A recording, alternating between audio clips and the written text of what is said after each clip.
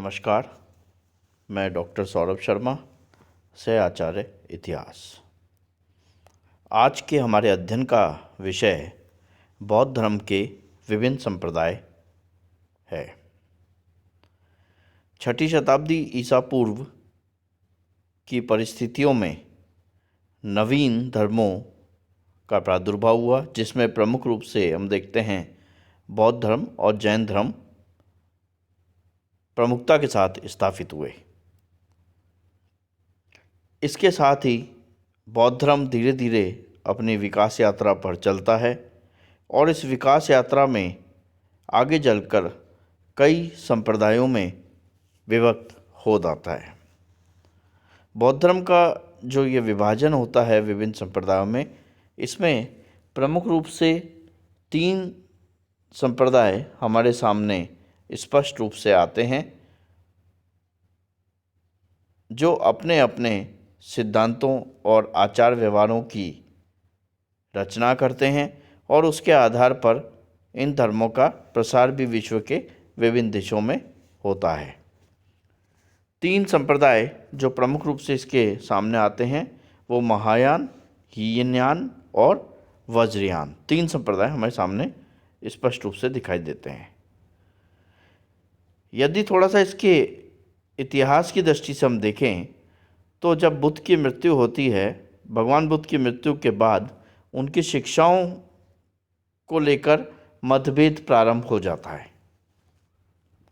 जब द्वितीय बौद्ध संगति, हमने पिछले अध्याय में देखा था, जब हम बौद्ध संगतियों के बारे में अध्ययन कर रहे थे, उसमें हमने देखा था कि द्वितीय बौद्ध संगति के समय बौद्ध अनुयायी प्रमुख रूप से 2 संप्रदायों में विभाजित होते हैं, स्थविरवादी या जिसको हम रूढ़िवादी या थेरवादी भी कह रहे थे, और महासंघिक।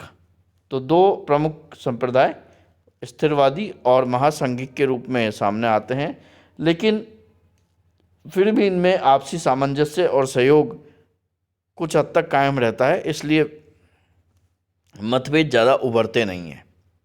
लेकिन कनिष्क के समय तक बौद्ध धर्म स्पष्ट रूप से 2 भागों में विभाजित हो जाता है। ये 2 संप्रदाय हीनयान और महायान के रूप में सामने आते हैं और इन दोनों के ही सिद्धांतों में और व्यवहार में भी काफ़ी अंतर दृष्टिगत होता है। कालांतर में आगे चलकर 8वीं शताब्दी के आसपास एक वज्रयान नामक नए संप्रदाय का विकास होता है और यह पूर्वी भारत में, विशेषकर बंगाल और बिहार के क्षेत्र में, वहाँ के शासकों के संरक्षण में काफ़ी फलता फूलता है। कालांतर में हम देखते हैं यही वज्रयान संप्रदाय तिब्बत के क्षेत्र में भी लोकप्रिय हो जाता है। अब हम अलग अलग संप्रदायों के सिद्धांतों, व्यवहारों और इनके विस्तार क्षेत्र आदि के बारे में चर्चा करेंगे। किस किस तरह का इनमें हम अंतर देख सकते हैं, उससे स्पष्ट रूप से हमारे सामने स्थितियां प्रकट होंगी। सबसे पहले हम बात करेंगे हीनयान की। हीनयान के अनुयायी भगवान बुद्ध के मौलिक सिद्धांतों पर विश्वास करते थे, यानी जो मौलिक सिद्धांत महात्मा बुद्ध के द्वारा दिए गए थे उन पर उसी रूप में हीनयान के अनुयायी विश्वास किया करते थे।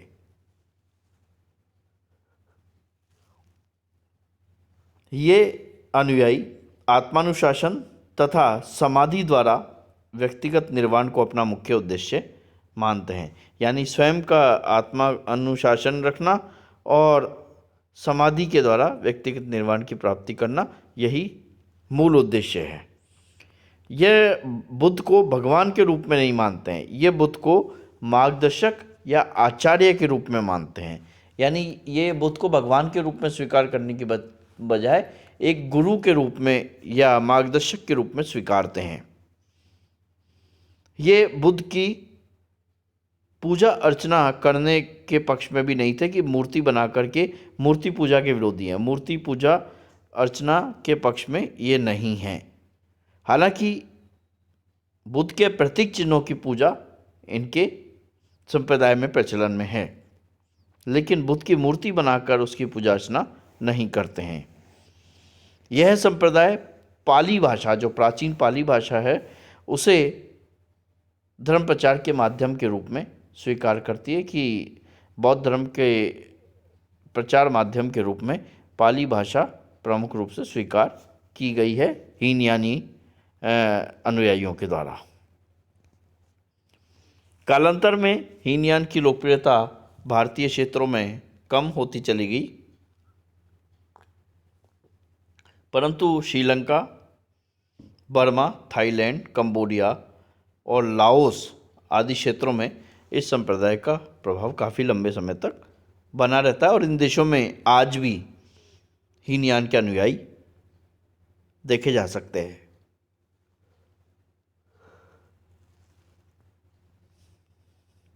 इस संप्रदाय के प्रमुख ग्रंथ त्रिपिटक, दीपवंश, महावंश, कुलवंश तथा मिलिंद पन्नों आज तक सुरक्षित रूप में प्राप्त हैं। त्रिपिटक को हम देखें तो त्रिपिटक के प्रमुख रूप से 3 भाग हैं। ये 3 भाग कौन कौन से हैं? सूत पिटक, विनय पिटक और अभिधम पिटक। ये आपको ध्यान रखना है। त्रिपिटक के 3 भाग हैं, सूत पिटक, विनय पिटक और अभिधम पिटक। सूत पिटक क्या है? बुद्ध के उपदेश जो हैं वो सूत पिटक में संकलित हैं। विनय पिटक में धर्म संघ की आचार संहिता मिलती है और अभिधम पिटक में बौद्ध धर्म का दार्शनिक विवेचन अभिधम पिटक में प्राप्त होता है। इन त्रिपिटकों में भी सूत पिटक जो है वो सबसे बड़ा है और उसके भी 5 भाग हैं। 5 भाग कौन कौन से? दिग् निकाय, मंजिम निकाय, संयुक्त निकाय, अंगुत्तर निकाय और खुद्दक निकाय। और खुद्दक निकाय इसलिए भी इम्पोर्टेंट है कि इसमें हम देखते हैं जातक कथा और धम्मपद जो हैं उन्हें खुद्दक निकाय में सम्मिलित किया गया है।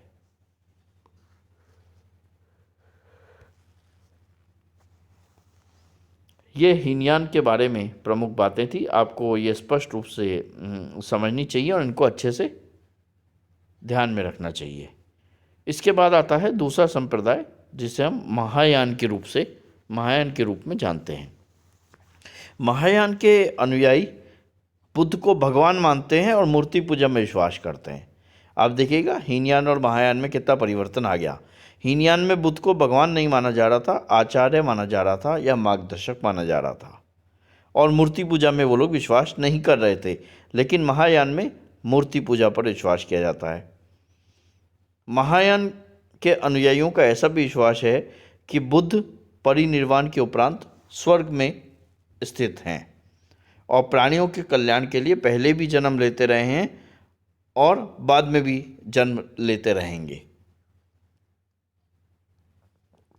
हालांकि महायान का यह सिद्धांत बुद्ध के निर्वाण की अवधारणा के विपरीत है, क्योंकि बुद्ध के निर्वाण का तो अर्थ ही ये था कि जन्म और मृत्यु के बंधन से मुक्ति पाना।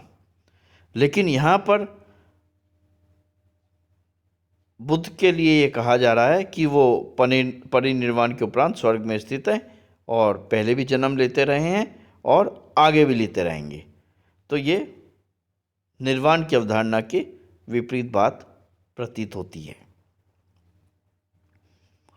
महायान के अनुयायियों का यह भी विश्वास है कि मुक्ति प्राप्त करने के लिए बुद्ध और बोधिसत्व के पूर्ण रूप की कृपा प्राप्त करना आवश्यक है। यानी भगवान बुद्ध और बोधिसत्व, जो भगवान बुद्ध के विभिन्न रूप हैं, उनकी पूर्ण रूप से कृपा पाना आवश्यक है, तभी मुक्ति प्राप्त होती है।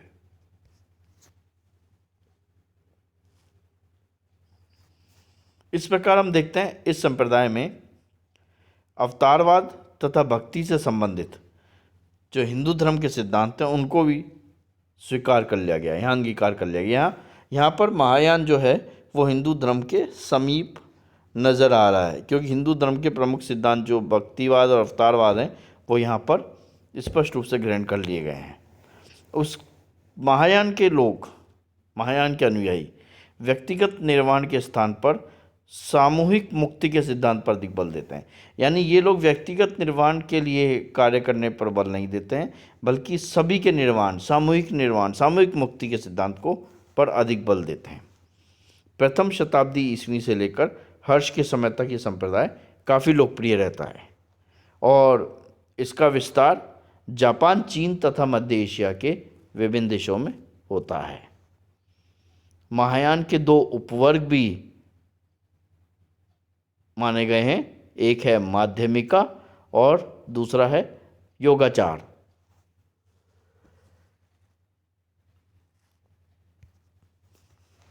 माध्यमिका को शून्यवाद के नाम से भी जाना जाता है और इसका प्रवर्तन या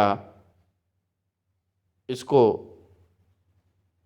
चलाने वाले प्रमुख व्यक्ति